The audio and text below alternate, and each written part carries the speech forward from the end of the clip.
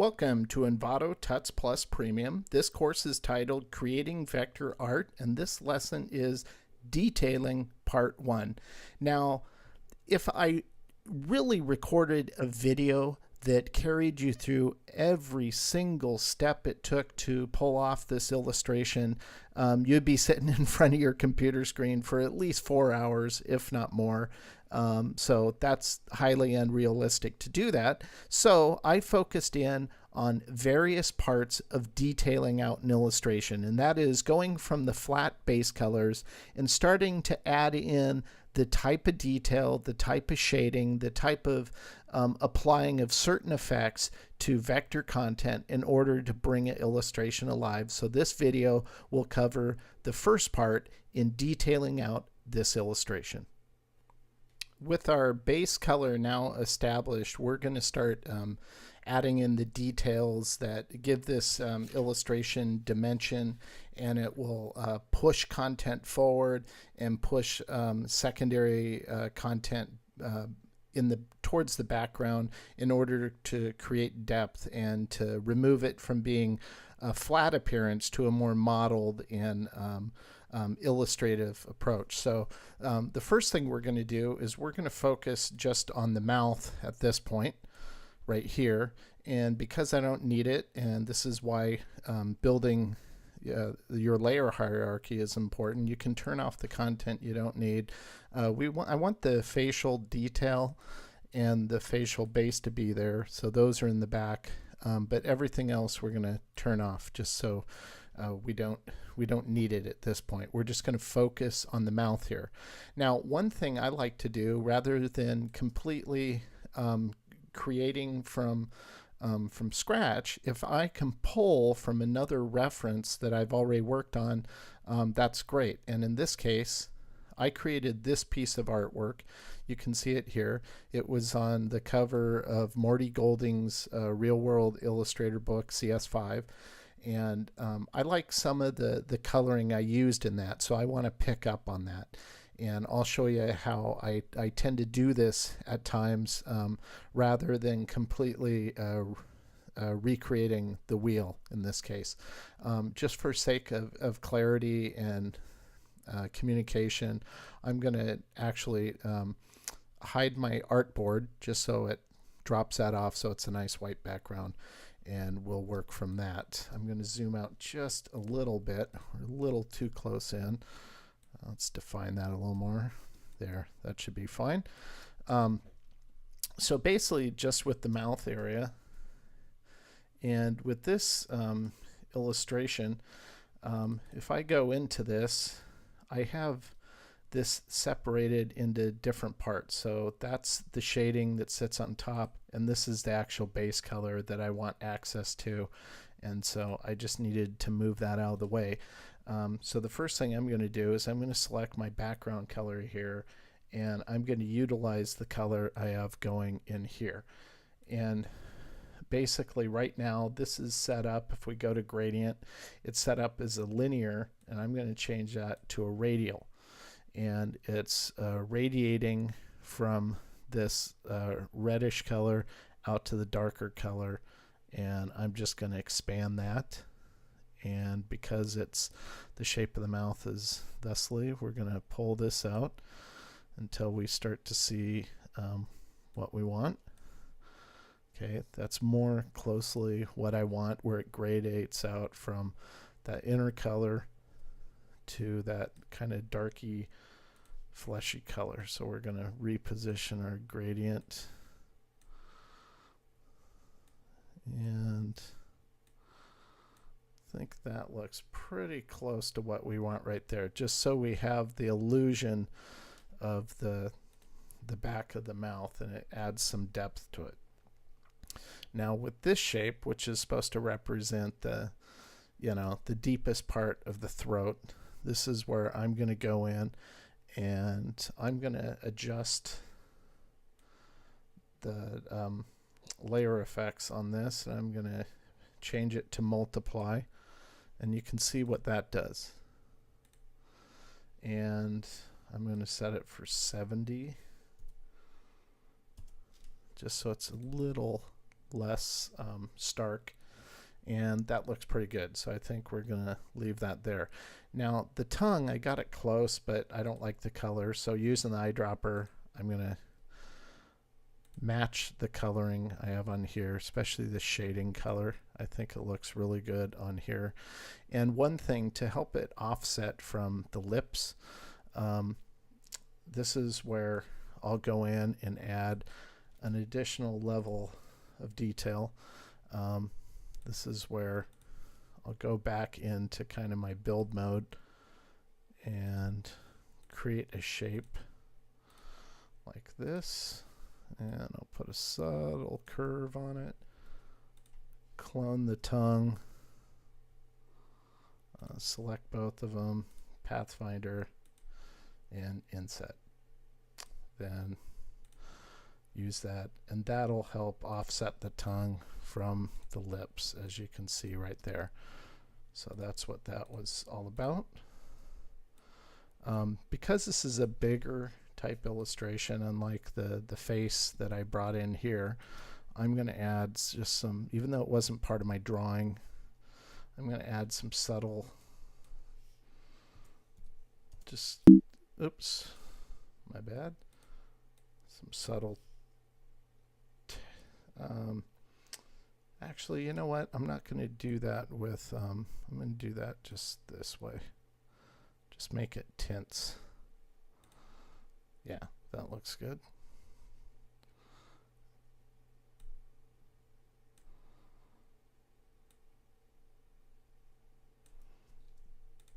Let's just add a little element on the tongue like that. Now, right now, the teeth are what are looking really kind of flat, and they don't have much dimension on them at all. So if I select this, sample these teeth, I have a nice gradient going on here, and I want to capitalize on that. And if you keep your lighting source in mind, the general lighting source on this is everything is kind of being highlighted from the top going down. So that's what I'm keeping in mind as I'm doing this. So I think that's pretty close. I think I want it a little subtler, so I'm going to pull it up. Then once I get that, I can just copy that same. That's the one thing about Illustrator, is even though you sampled this, it'll default to, it won't copy the way you have it set up within that shape. So that's the only drawback there, unfortunately. Go back in here, so you will have to go back in and customize the angles of these gradients, but you'll kind of want to do that anyway, just to match the contour of the mouth. And you can see how I'm doing that here. This one's probably a little too far. Just like this, and I'll do that for each one.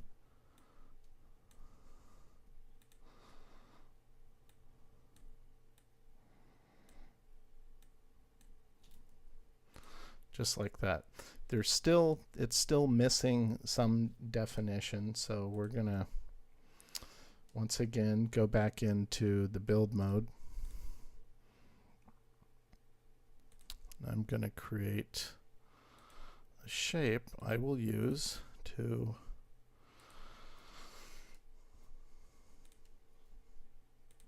create the shading of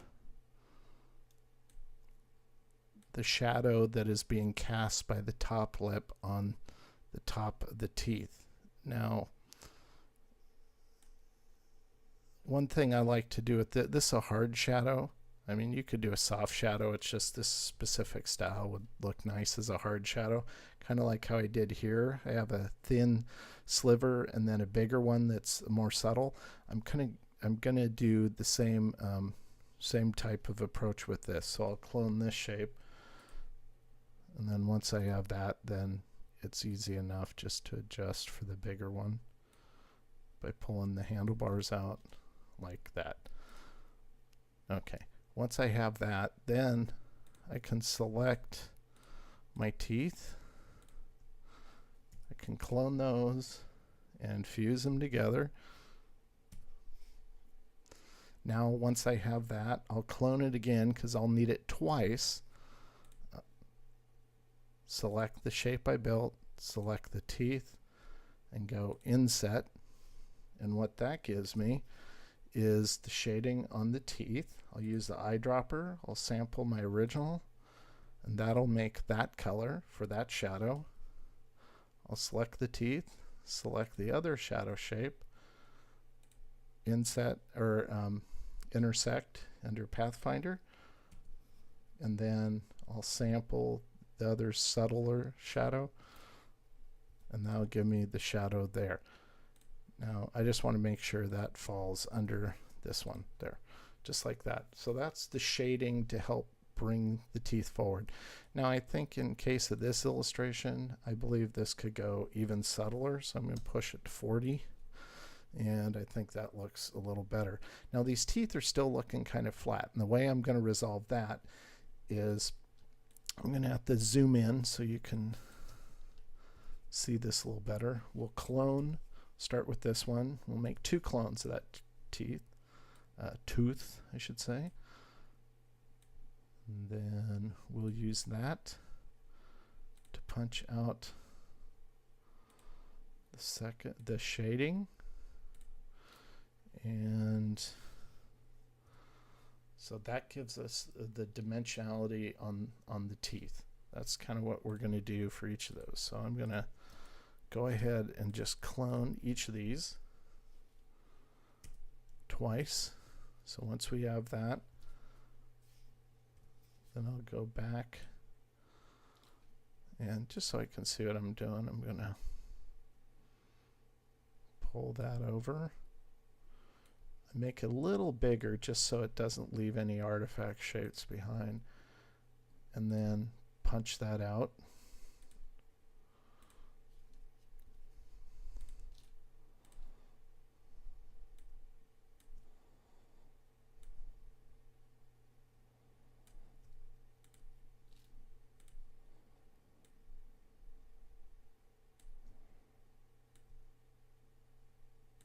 There. Punch that one, and we're gonna punch this one, sample the color. So you can see how it's now bringing dimension to those teeth and kind of separating them, so it holds the form. It works as, you know, teeth. Actually, it doesn't look like one solid white mass.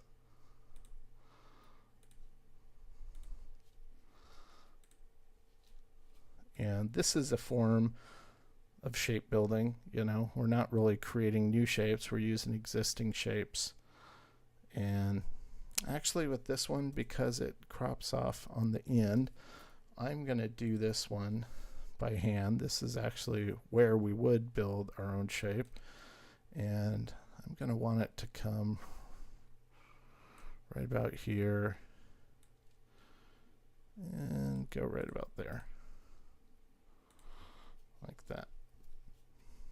We'll select that, do that, and then sample for the color. So this will give you an idea of, you know, how to bring the depth into your illustration. And when you separate your shadows like this, where they overlap, it creates a deeper shadow, which is always nice. I actually think this one, we're going to kick this one up to like 85%. Yeah, I think that helps. So if we zoom out a little bit, you can see that dimension is coming to this, and it's really kind of bringing it to life. That's what we want. We're now going to work this these lips. We're going to play with the colors a little bit, and we're going to use some gradients here. So we're going to colorize. I think we'll use this as the shadow, and the base color will be the original lip color we're using there.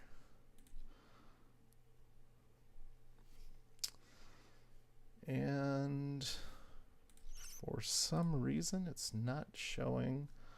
You know what? I think we might have an there we go. Not sure why it does that at times, but Illustrator has some hinkiness to it, so you know you're going to run into that when you're doing a video.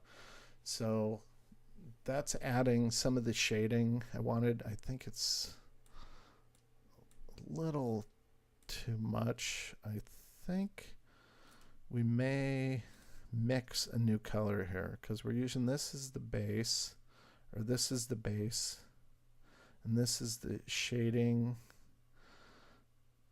And this is what I'm talking about in terms of experimenting. I think what we want to do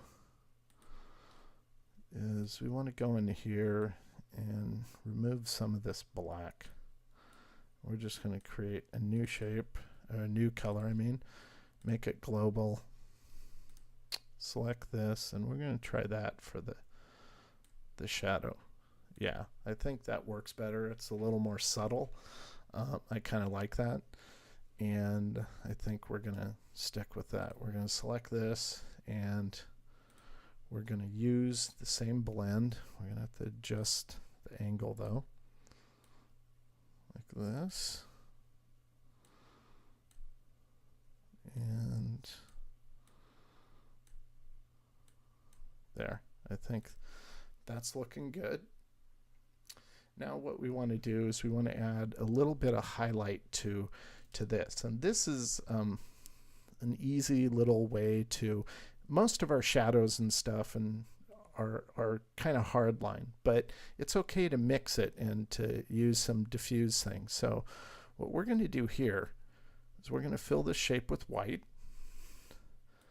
Now I wouldn't want to leave this like this. It's too stark. It's too stark. It draws too much attention, and frankly it doesn't look that great. So we're going to also bend this a little bit, just like this, to kind of fit the contour of the bottom lip a little bit. Scoot it down. And at this point that I like to just make sure that my file's saved, so I'm going to go Command S.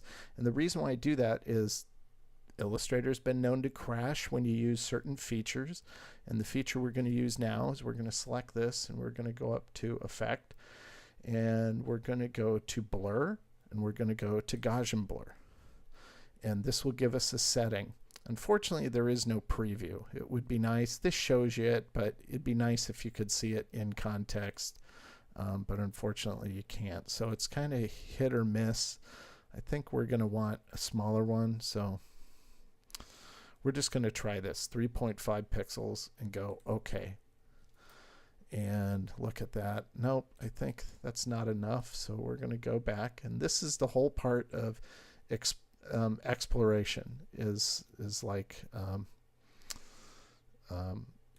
you're not always going to hit it the right way the first time. So we're going to go back in, and I think we can go to, let's just try 6.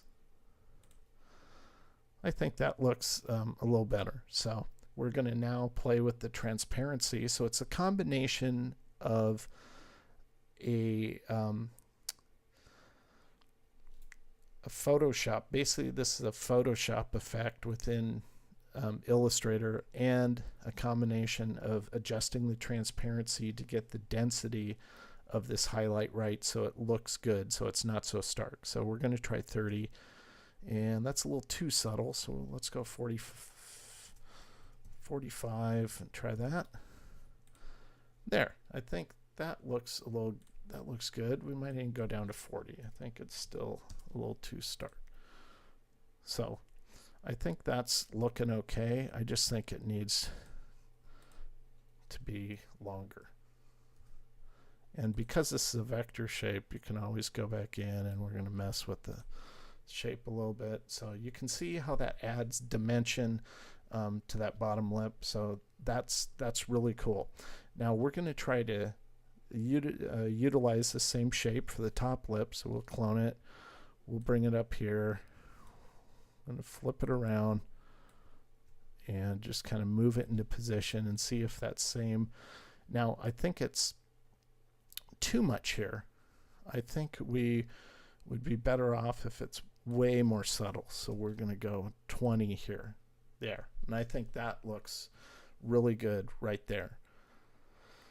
So I think for the most part, most of the detailing on our mouth is done.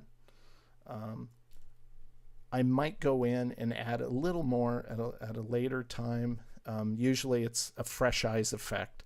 But for right now, if we zoom out, you know, you can see it's looking nice. It's looking good.